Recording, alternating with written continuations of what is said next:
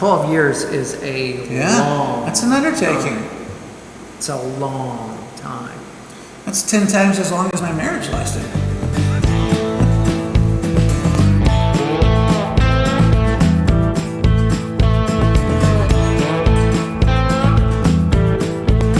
Coming to you sort of live from the 1885 tap room on Main Street in wonderful downtown Simpsonville, South Carolina. I'm Russ Heaps, and welcome to this episode of It's Just Bourbon. And that's where we grab a bottle of bourbon that we like a lot, or maybe we've never even had before, and we sip it, we sniff it, we talk about it. Sometimes we talk about the distillery if we know anything about that. We rarely talk about the history of distilling because we know virtually nothing about We that. sometimes do anyway, though. We do anyway. Well, we ramble around and we've read some stuff, and but the whole point is we get to drink some bourbon and talk about it. Yeah. And I'm here with my good buddy Big Jon Richards, who is our beer whisperer at Beer to Whiskey, and I love drinking with John. He's got a great palate, and it's a lot of fun to share things like this with him. So here he is in all of his glory. I'm just pleased as punch to be here. Yes. Today we were looking at a bottle of W.L. Weller 12 year. And at one point, this was just sort of a normal bottle of bourbon. And you could buy it. At that point, it's not today. Yeah, you could buy it for like 35, 40 bucks a bottle, but that's not the way it is today. It's very tough to get today. It's very rare.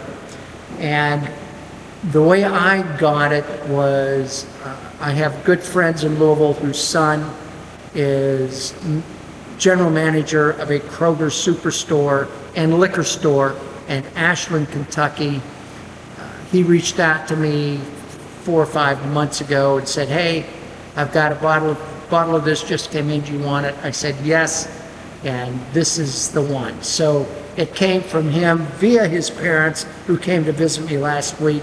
And having said that, I just want to salute Adam Walters and the Walters family for sending this my way. Salute! So anyway, this is a wheated bourbon. It's 90 proof, 45% ABV. And It says it's the original wheated bourbon. yes, well, and I have no reason to disagree with But no, I don't. I only say that because wheated bourbon has become a thing. Like Maker's Mark is a wheated bourbon. Yes. And wheated bourbon is now. But the amazing thing is, like this, Maker's Mark came from the same source, Yeah. which was Julian Van Winkle. And what happened was W.L. Weller hired Julian Van Winkle to come and be his distiller. W.L. Weller died. Julian Van Winkle took Weller and mixed it with his own distillery, which was Stitzel, making the Stitzel Weller distillery, and which is probably the most renowned distiller of all time in terms of bourbon. Allegedly, there's still some Stitzel Weller juice running around. There's still some, supposedly, still some Stitzel Weller juice around, and I think it's, what did we say? So we were talking Blade and Bow when we Blade sat and down. Bow may be the one that claims to have a little Stitzel Weller juice in their mix. But anyway, be that as it may, I said W.L. Weller hired Julian Van Winkle. It wasn't W.L. Weller. Well, it was. It was William LaRue Weller who hired him.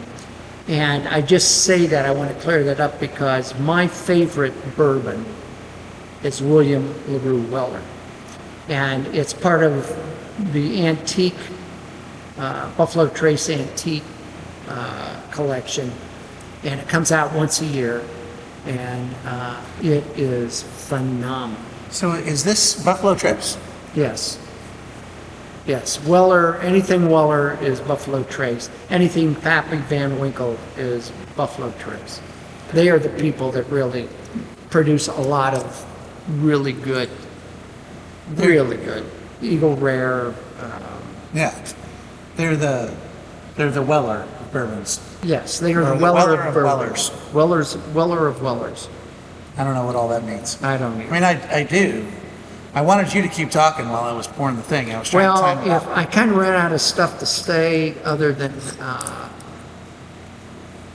I really like Weller's stuff, but I particularly Well, like Buffalo Trace has, half a dozen of the 12 best, most well-respected bourbons out there. maybe more than that. Maybe more than that. Eagle Rare is John's favorite bourbon. It's By far. it's one of my favorite bourbons. Well, here we go. Let's see what this one has. Texas So, Slow. 12-year Weller, right? Yeah. Ooh. Oh, that was fun. That caught my attention. It's not so many times I stick my nose over a glass like this, and I'm like, it's like breathing in fire. And this one hit me, but it hit me with something like, I almost want to say raspberry, something fruity, something candy sweet and fun that was not aggressive, and it was neat. It's got a big nose on It does. And I'm not as good as you are as identifying what that is, but it's a big nose. I think raspberries again. I And it don't- may be, I and don't know what a raspberry smells like. I do this, when I'm tasting this live like this, I'm talking through stuff, and sometimes I get to the end and I'm like, no, it's not that at all. It's something else. And don't be afraid to do that on your own. When you're exploring with your nose, you're exploring memories. You're exploring things that activate this. So we talked about this on another episode, teaser, that your brain, your olfactory sense, hits the same neurons that store memories in your brain. It's the closest thing. The two things that they're the things that happen the closest in your brain to each other. Nose generates memory. And so that's why you'd be walking down the street and smell your girlfriend's old perfume. It's bam, it's because it's going to activate those memory centers. So when you're smelling something, think about that. Think about it smells like this, it smells like that event, that time in my life, that person, my grandma's house, my old shop, my old mechanic shop, I don't know, my first car. It's any number of things that it can remind you of, but it's going to trigger that. That's how you explore with your nose. So that's why I'll be like, no, it's raspberries, but I'm not positive, and it's because I'm trying to place it somewhere. It still smells like raspberries to me, though. It's a fly episode. We're having fly. Twice. We're having fly issues. I'm a little slow. That's the only thing. I'm old, I'm slow. What can I tell you? We're graciously given consent to use this place to film today from my boss. I pour beers here a couple nights a week. Yeah, John pours and so he was gracious enough to listen. So we were gracious enough to let a couple of flies in with us when we loaded in. And the little MFers just keep, they just got a keep coming whole around. room. There's even a kitchen back there. They Yeah, could be it back could be there anywhere. sniffing around there. But they're right here. It does say something good about the kitchen, that everything's closed up enough the flies can't find it. Oh man, I dig the nose on this, Russ. I like it a bunch. There's definitely some of that red fruit, like raspberries, cherries. Do you feel that way? Really I still? really do. There's something red fruit in there that's really, really punching me. This is why I keep John around.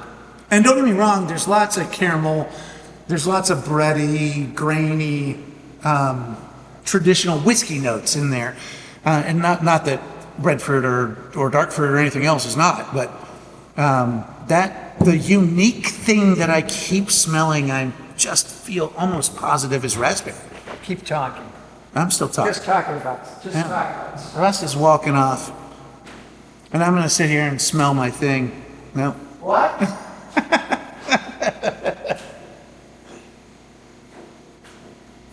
I don't know where Russ has gone.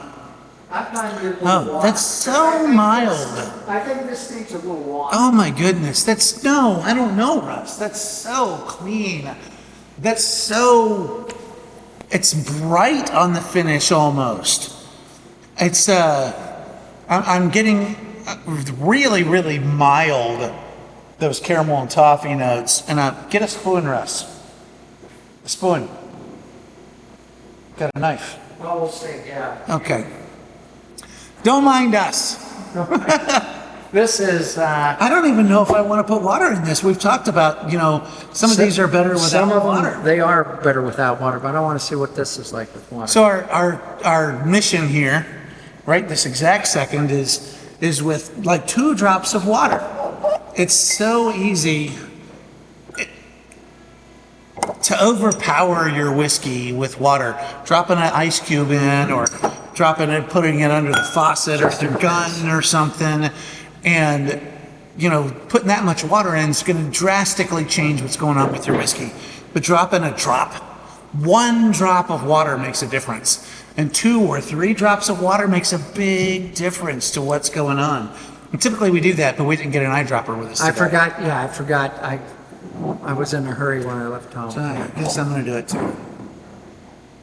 There, 2 drops. Look at that. Perfect. 2 drops. I know you were watching. Now Russ is going to get rid of it. Like you forgot it was here. Already on the nose. That changes everything to me. Meaning less of the fruit and more of the caramel already just on the nose. Oh, and the spice. This is that thing that we do every time. It's the build up the spice. Yeah, the spice just pops with those 2 drops of water in there. Yeah. It is totally different. In a twist of expectations, I do like it better with that big spice on there. We've talked about this sometimes where the spice gets in the way, or we don't like it as well, but it was so soft and so bright on the finish, I almost forgot I was drinking whiskey. It's so smooth. Dropping those 2 drops of water in there. It's Pops that amazing. back in. It's amazing what it does for the spice in that. Yeah. It's just huge. It's huge. Super good. So this is a 90 proofer too, so it's just a little overproofed, right? Yeah. He's not the best color commentator in the game for nothing, folks. And he's rounding second. Yeah, That's a major league reference. You're the color guy. I'm the straight guy. Bob Uecker. We love some Bob Uecker. I'm Abitur Costello. That's right. I'm the Muppet. It's been a fun day, guys.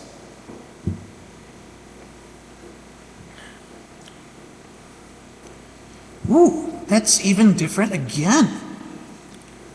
Now I'm tasting more of those ethanol-y. Yeah, there's more alcohol. Yeah. I'm not sure that this is another one of those that I'd rather not put water. I don't know, it's fun. That note, that ethanol thing I just said, is what's giving it that cherry or raspberry or red fruit thing, because that's what is popping back or hooking back on the finish for me now. Because it was when I talked about that ethanol that I really the fruit hit me again. And what a neat whiskey this is. There's so much to unpack in these. It's 12 years. Yeah, I mean, it's been with us for a minute. Can you imagine what it costs to Keep barrels sitting around in a facility for 12 years. 12 years evaporating, and they're turning them, they're running them upstairs and downstairs and doing all this stuff. 12 years is That's an undertaking.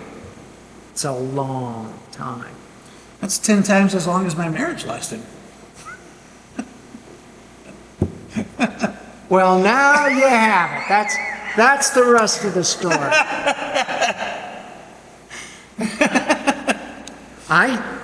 Having said that, I dated a girl, and she stopped dating me and started dating somebody else, and she got married.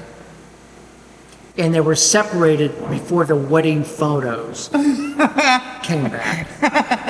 Honest, I'm not. That's not. I did get my wedding photos back first. And I was like, what do you think was going to happen? Because I'm not kidding. We dated and we were doing pretty good. I was never going to marry her, but we got along great.